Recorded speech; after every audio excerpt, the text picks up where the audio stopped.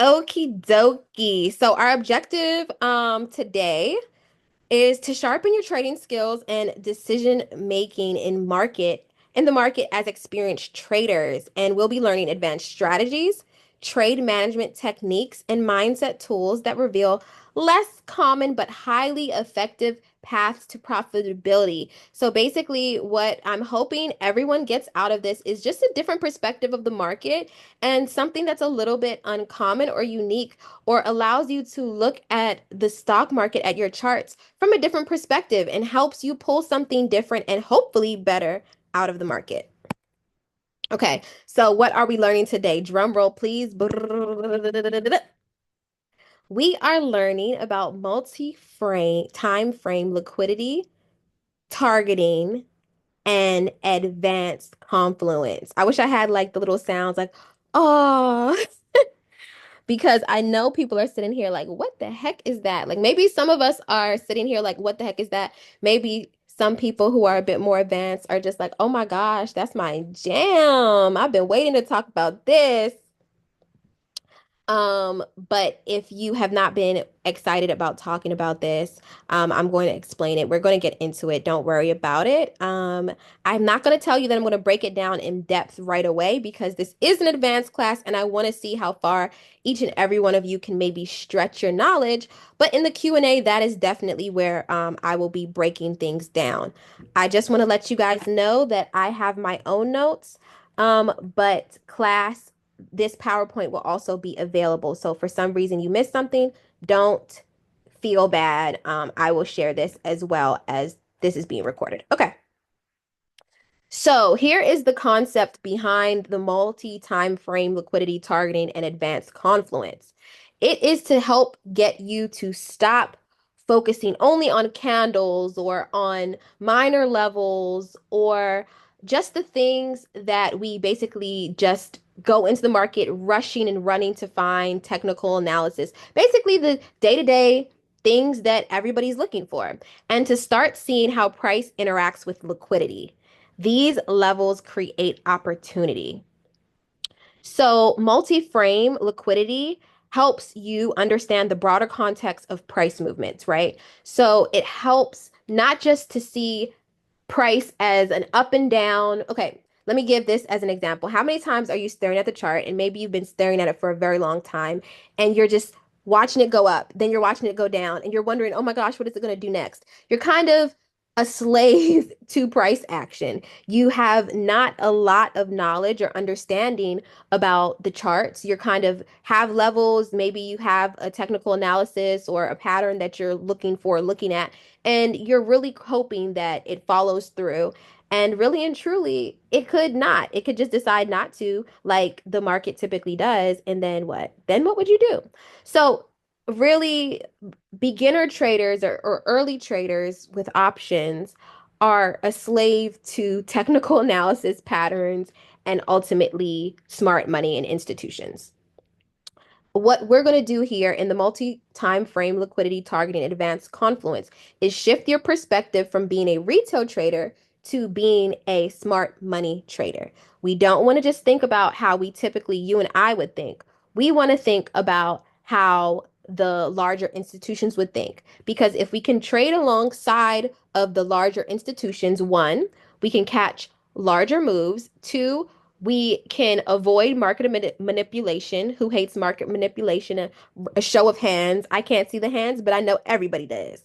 So, yeah, actually, I can see a raised hand. That's kind of cool. So, yes, we hate market manipulation. It's our enemy. So, the best way to avoid that is to trade alongside of institutions. Okie dokie.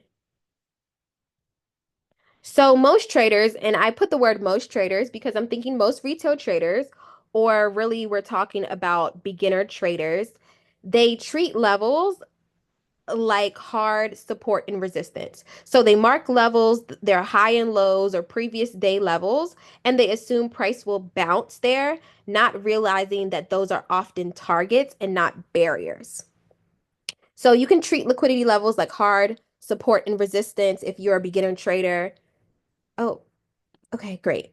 Okay, yeah, you can treat liquidity levels like hard support and resistance if you're maybe a beginning trader and you think when I see a liquidity pool or zone and price is coming up to it, it's just gonna bounce off of it, or you see a key level and you're thinking, okay, price is gonna bounce off of it or price is gonna go through it, and you're not really sure about what the movement is gonna be. You're kind of, like I said, a slave to the market. A lot of times, as beginning traders, a mistake that we also make is that we ignore higher time frames. And so that multi-time frame word right here, for those of us who got tripped up and when we heard it, we were like, oh, multi-time frame. What is this? The multiverse? Am I in a Marvel movie right now? What's going on? No, that is just considering more than one single time frame, right? So beginner traders often trade off the 1 or 5 minute. Whoop whoop. I'm a 1 or 5 minute girly myself, but they don't check regularly the daily or weekly time frames and liquidity zones. And that is removing context of what is going on in the market. Hopefully, a bomb is going off in your head right now. And if not, let me explain this a little bit more. The market is connected to buyers and sellers. It's basically a war. Buyers are at war with sellers. Everybody wants to control the market. They want the market to go in the direction that they would prefer. Buyers want the market to go up, sellers want the market to go down. They're constantly going back and forth, just yapping with each other, and trying to push the market where they prefer. There's retail traders, we are, just a small amount, and we're probably really predictable. But then there's the big dogs, right? We are retail traders, the beginners, we are the foot soldiers, and then you have the captains, you have the lieutenants, you have, the really, really big guys. And they are the ones who make real moves. So that's going to be the difference between your key levels and your liquidity zones. The real moves and the real things, the real battles, the real wars happen in those areas. And the best way to find them sometimes is on the higher time frames. And so if you're not looking at the higher time frames and you're not keeping in mind that everything that takes place in the market is really a war conversation, you can also say between buyers and sellers, then you do not understand what's going on. You may know about a technical analysis, you may know about a pattern, sorry, a pattern, but you have absolutely no clue about the market because you're not putting yourself in the shoes of a buyer or a seller and trying to think about the science or the psychology between the person who is actually moving the market. You and I are not the main ones moving the market. It is those larger institutions. So that is, we're starting to unlearn some of the thinking that we maybe came into this class with already. Another thing that beginner traders do a lot is they chase moves instead of anticipating trades. And you may say, Jasmine, well, how can you anticipate a trade? Like I am just, a slave to the market. I do what it, says, and I just watch it and I just hope that, it goes in my direction. Sorry if that's you. Because when you see a breakout or a big candle and you chase it, what you haven't recognized is that that may be a liquidity grab before a reversal, or that may be a breakout. You're not looking at the larger picture as it pertains or from the perspective of the institutions. Another thing is that you don't understand session timing or execution windows. You trade randomly throughout the day, unaware that volume and behavior shift drastically by each session. And if you do not know what session timing is or execution windows, I will tap into this in a little bit, but I do want to reiterate, please write down your questions, okay? I'm just going to talk a little bit about changing your perspective now from a beginner trader, or most traders, retail traders, into an advanced trader.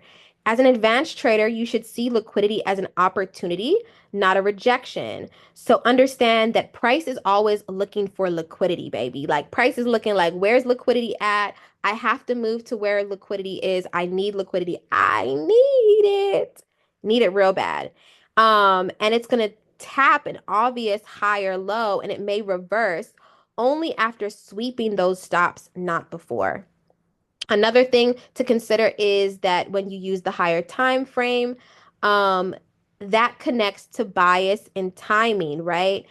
It allows you to avoid the regular retail trader bias and really tap into what is actually happening in the mindset and in the actual strategy of institutional traders or smart money. So you're going to want to mark your weekly and daily swing points, and you're going to want to watch for those intraday setups to just kind of like trade around them. You should also anticipate manipulation instead of reacting to it. So you should know based on you're now thinking based on an institutional trader instead of a retail trader. You want to anticipate when the manipulation is happening instead of being a culprit of the manipulation. And then you also want to make sure that you're timing your trades properly based on the session and volatility windows. Okie dokie. Let's move on. Hopefully, I'm not talking too fast. Oh, what's happening? Oh, okay. Good to know. Okay, so what we want to get into now is combining. This is our first step of the multi-time frame liquidity targeting and advanced confluence, right? So if you're starting with point one, it is going to be combining higher time frame liquidity maps with intraday entries. I want to also mention this is something while I was kind of like doing a lot of research, there are some liquidity map indicators on TradingView. I've not really looked too deeply. But if as you're listening to this, if this is a way that you want to test out trading or maybe try a strategy, what I will say is that you do have the ability to use a indicator, um, for liquidity maps. So I thought that was cool. I will absolutely check it out after this class, and I'll maybe give a little review about how I like it, a little review. Okay. So let's first talk about the heart of what we're talking about today, which is liquidity pools, higher time frames, specifically liquidity pools, and how to locate them. If we were actually sitting in a class, I would probably ask people, show of hands, who knows how to locate liquidity pools? Can you guys give me some examples? Instead, I decided to be the one to give some examples. So, great place to find liquidity pools are going to be swing high and lows, equal high and lows, large wicks, rejections, imbalance zones, session weekly open and closes. I'm going to give you guys some time just to write this down. This is going to be on the 4 hour time frame, by the way. When I say higher time frame, I'm considering weekly, daily, 4 hour. Those are the time frames that we're considering. And just remember that through all of this, price loves liquidity zones. It's always drawn to where the most stop orders are. And it's typically at these liquidity pools. They want to be drawn to entrances to buys. They want to be drawn to those stop orders to the sells. No matter what it is that that institution is looking to, what type of contract they're looking to purchase, these liquidity zones are going to be the place. It's like the hot spot. It's like the club. Just think of the liquidity zones like the club, like the club. Just giving you guys some more time just to write this down. Okay. Oop, there we go. Okay, so now we want to go over how to use higher time frame liquidity maps for intraday entries. So how do I combine this? Like we're supposed to be using this to benefit us, right? We're not, if you're doing swings, then fine. But really and truly, you're trying to use the higher time frame liquidity for your intraday entries. So we're going to go over that. Of course, the best thing to do is start with pre-market prep. We do that anyway. That's nothing new. That's very normal. But what you want to do now is you want to mark out your daily and your weekly swing highs, swing lows, equal highs, and equal lows. When you're thinking about transitioning your strategy from a just a retail trader strategy to an institutional strategy. You want to make sure that you are getting the biggest moves. The way that you do that is choosing institutional liquidity zones. You want the largest moves. That's the whole concept. I don't know if I made this clear. Not only are you our objective for today is to learn how to avoid market manipulation, trade with institutions. It's also to get the biggest move. Because when institutions are placing orders and they're looking for liquidity zones so that their orders can be completed without having the market just move or go crazy or being at risk for anything that would be a negative response to their orders, um, there absolutely is a need to look at the higher time frames, because that really is where those big rejections, those big movements, those big liquidity pools live. So you're going to also look for confluence. This is where the advanced confluence comes in. You want to check with fair value gaps, order blocks, and imbalances. So you want to connect these liquidity zones. The last slide showed us how to find them or where to locate them. And you want to also combine them with different types of confluence. And the thing you should be asking yourself is where's the market likely to go to grab stops before reversing? That's what we're going to kind of keep in mind. So the second thing we're doing is you're going to wait for price to approach the zone. You're not going to chase it. Can you look to your neighbor and say, neighbor, I'm not going to chase. I attract.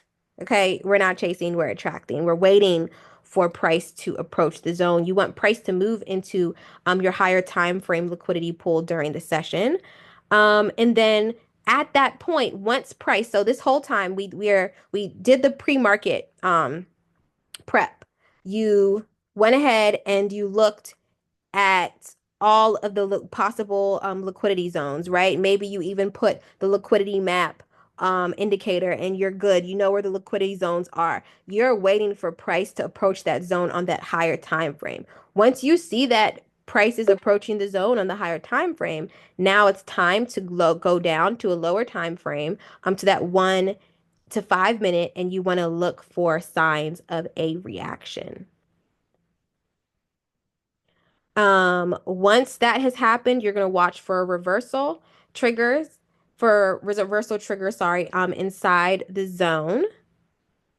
And that's going to be maybe a change of character, market structure break, wick reversal, or trap candles. And lastly, you want to enter with confluence. Okay? So this is a really great perspective and a strategy on how to get the biggest move. And trust me, I know y'all are visual people and you guys don't understand just words. And so I will show you after the next slide how to go about this on a chart in a trade that I actually took. So we're going to go through this because like I said, after we're going to take the Q&A in the Discord. So I just want to get through this so that we can get a Q&A. Okay. So the next thing, the next step is identifying engineered liquidity traps. Because not every breakout is real. Okay. Some are real and words and some are not. Okay. Not every breakout is a real. As a matter of fact, there are many that are designed to trap you as traders. That's what we call market manipulation. And liquidity traps actually occur when price breaks a key level, triggers a stop order, and then reverses hard. I don't have to ask for a show of hands for this one. Everyone has been the victim of seeing a key level. Once those stop orders are triggered and liquidity is present and institutions are able to kind of like take their complete their orders that they have, price just reverses to the downside and you're cooked. And where you are hopefully a stop loss is triggered. If you are the person who has a manual stop loss, then you're really cooked.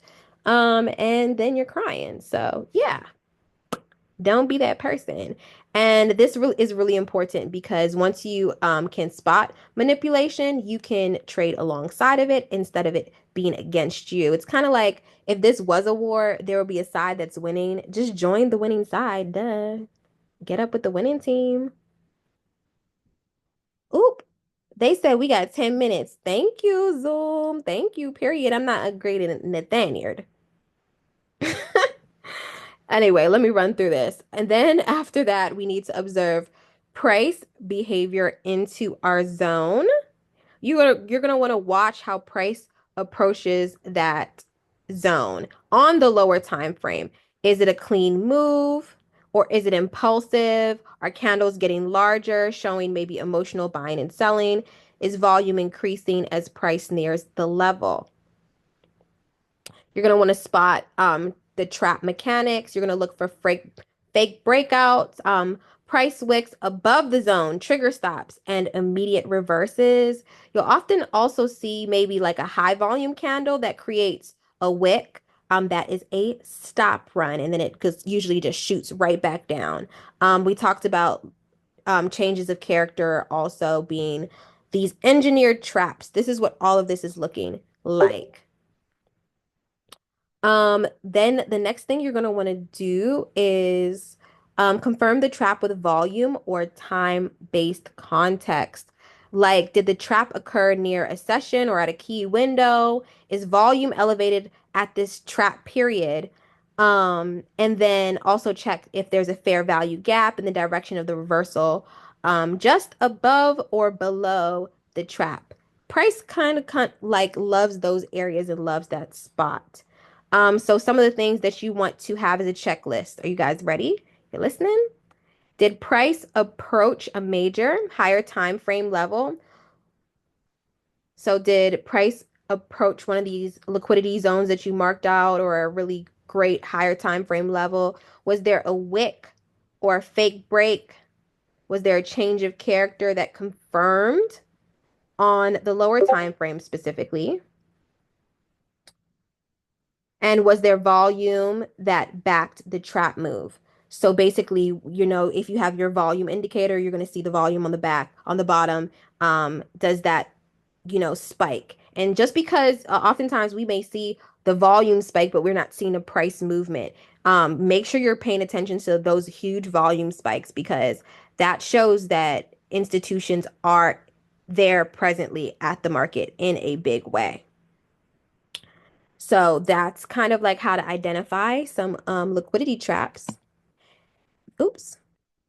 And this is a fantastic example. Let's talk about what we just learned, finding those liquidity traps and also just making sure that we understand the liquidity zones in general. Okay, so this was a gap up in the market that happened, a couple days before this. This is April 22nd, and this is SPY if anybody wants to, take this and go look at it after. This is a trade that took place. Okay, so let's say you're like me and you love a good gap, and you know that when price enters the gap, this is a quick rejection, but if you enter right here, you can get a really good move. You can predict what's going on, maybe price will close, maybe it'll be a good day. Hasn't been a good day recently, but maybe this will happen, right? And so you think to yourself, I want to get in at this level and I want to get out at this level. Good trade, everybody, good trade, question mark, question mark, question mark. Absolutely, good trade. But when price has been going up and market structure is, has been represented to the upside, upside in the place, you're thinking, okay, maybe let me hold, maybe it's going to continue on and up for the rest of the day. That would be a mistake because in actuality, there is a liquidity zone right here, and it's represented once again by these longer wicks. We talked about it a bit so far. And so we see that price came up and then it immediately came back down. And this is on the 15, but even on the 1 minute time frame, it's like side by side up and then immediately to the downside. And what's really cool about this is if you were to enter from this point to this point, the move that you got it, I really cannot remember what the percent of return because this is the move that I took. But I do not remember what the percent of the return was. But if you are predicting not just the entrance, but understanding because you looked on the higher time frame that this was also liquidity zone, that the second price touched it, it was gonna bounce and reject right back, you would be able to take not from here to here, but here to here, which would be basically twice of a, I would probably say a two times larger trade for the day. So hopefully all of that has is making sense to everybody. Um, Lastly, we have about 5 minutes left. So I just want to go over optimal execution windows using session timing. After this, we're going to take the party back to the Discord and we're going to have a Q&A. So please have your questions ready for that. But let's talk now about optimal execution windows using session timing. And the first thing you want to know is that there are three key market sessions. Um, there's the open drive, there's the midday, and then there's the power hour. Everybody knows open drive and midday. We love those periods of time. That's what we love. Um, one second.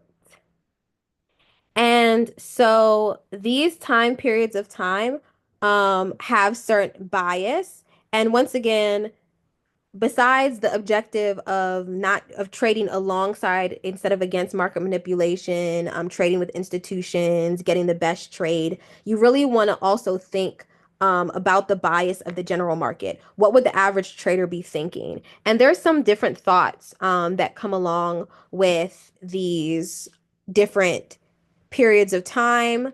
There's volatility, impulsive moves around the open drive. Midday has low volume typically. I've been making a lot of good trades during midday because people are expecting it to only be low volume, mean reversions, failed breakouts. And then at the end of the day, trend continuation or reversal setups. And if you use the pre-market or just market bias in general, you're able to kind of like use these for your benefit. So whether it's pre-market, open drive, or lunch, you just need to make sure that you are executing each of these sessions properly. And you're trading with the concept of how institutions think about these time frames and not how retail traders think about these time frames. So I'm going to talk a little bit, if you guys want to take notes about what in detail each session is categorized or kind of has the character of in these sessions. For the pre-market, there's thin volume, and this usually causes exaggerated moves. Levels set often at this area become early liquidity targets. So I don't know if you guys know, but if you look at pre-market areas of ranging or consolidation, typically will range and also consolidate in the rest of the day, the trading day. So that's something that you may want to pay attention to. Um, and then let's move on to the open drive, which is 9:30 to 10 a.m. Those are your big moves. Those are your expansive candles. It creates often opening range high and lows, and liquidity hunts are super common in this period of time. You're gonna really want to watch VWAP and prior day levels for directional cues. And there's also going to be a strong open drive that is sustained and faded out later. So we have this time frame that's the midday or the lunchtime. You're going to want to watch for divergence. These are the things that we're watching for that institutions are paying attention to. You're going to want to watch for divergence, false breakouts that could trap traders, volume gradually increasing as well. And lastly, power hour. What is power hour known for? It can trap traders on the wrong side of the midday move because power hour has typically really strong moves. And it breaks out of midday consolidation sometimes or violently reverses. You may have seen that. So those are just some of the things to pay attention to. Um, These are our key points that higher time frame creates liquidity pools. We want to start paying attention to that. We want to start trading those traps that are created and also pay attention to session-based execution timing. So that is it. Thank y'all. I'm going to meet you guys back